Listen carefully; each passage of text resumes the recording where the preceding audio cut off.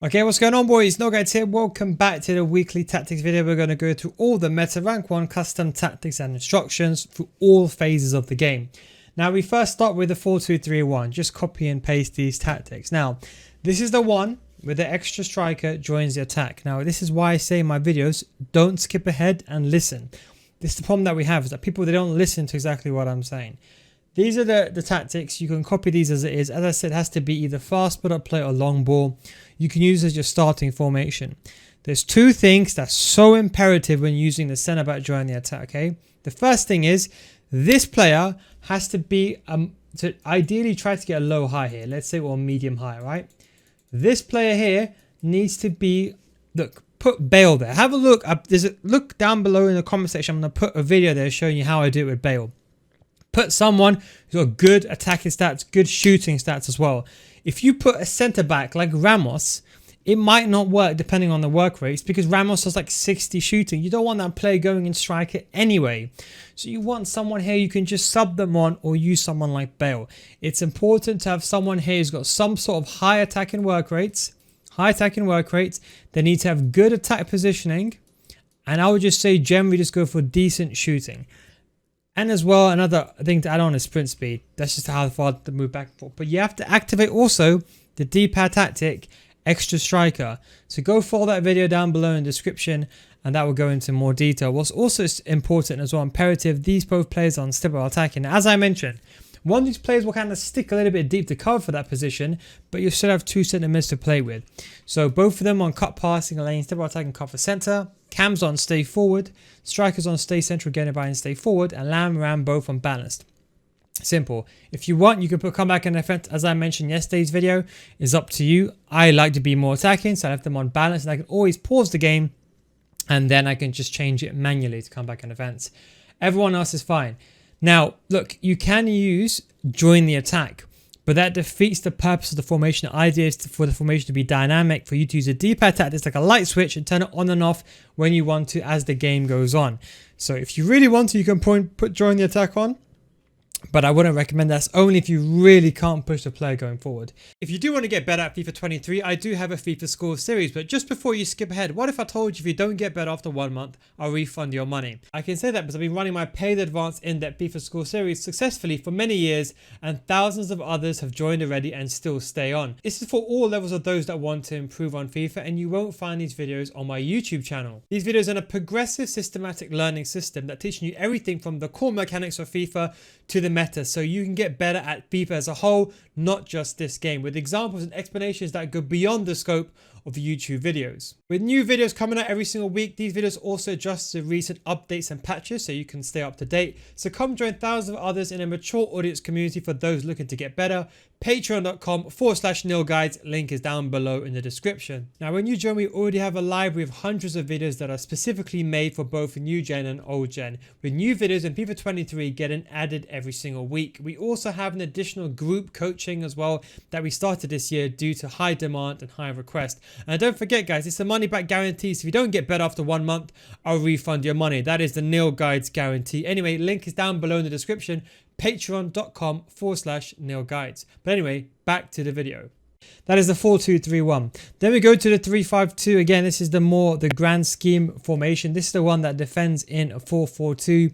The video is already on my channel in regards to this formation. If you're just here for the weekly update, these are the tactics. Again, you can use either forward runs or direct passing. I'm more of a big fan of forward runs. I think most of you guys are as well.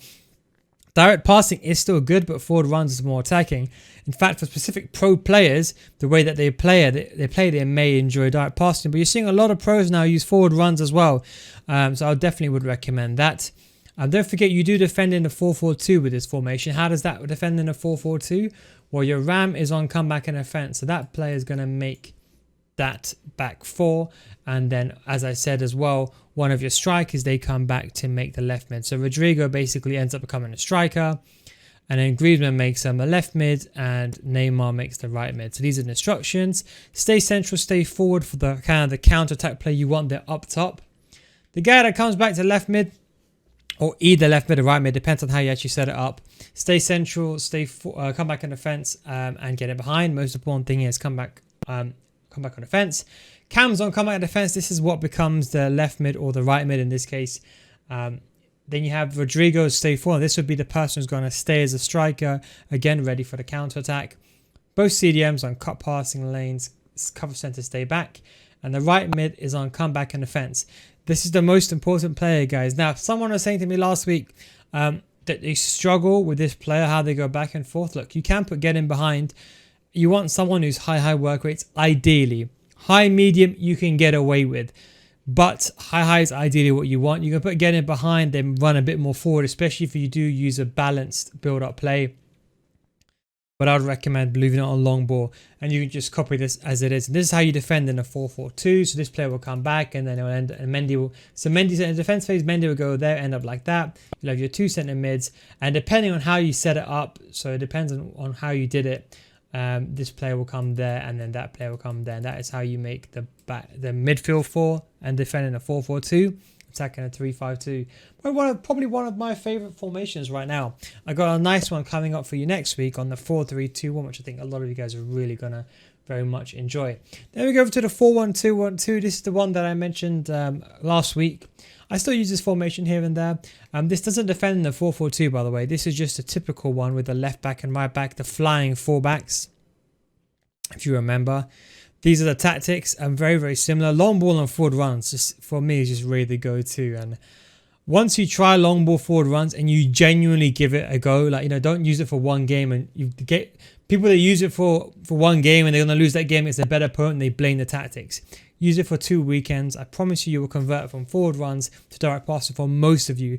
Because forward runs is much more attacking, and long ball just helps you push the ball forward, especially when you're building up. If you don't do the L1 triggers, long ball does help that. But for the flying fullbacks is very important.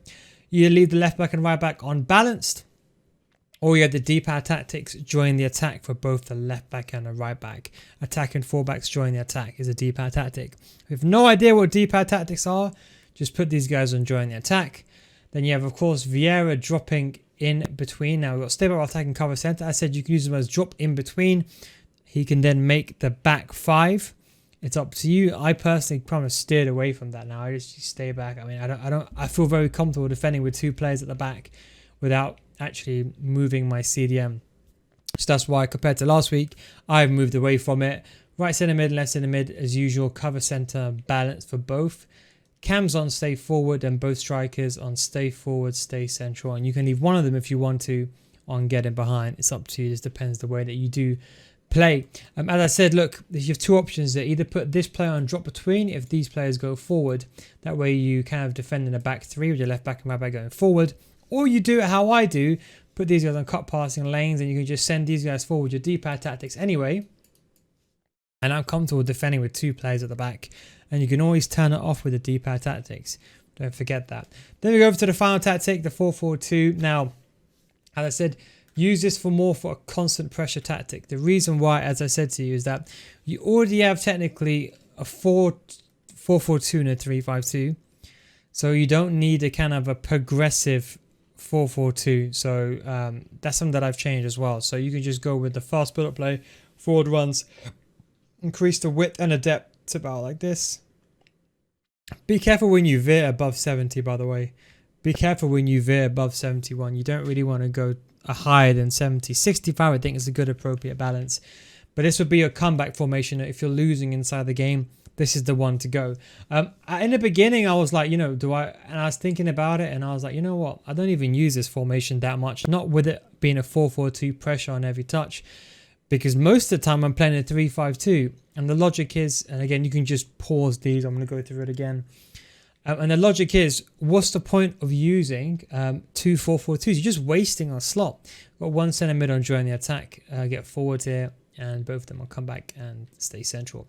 But the logic is, look, if I start on a 4-2-3-1, if I'm losing, I can change to a 3-5-2, and I can just change this to press off possession loss if I really want to. What's the point of having 2 4-4-2s? There's no point. And then I also lose, and what I ended up doing is pausing the game. 10 is the constant pressure anyway if I was losing.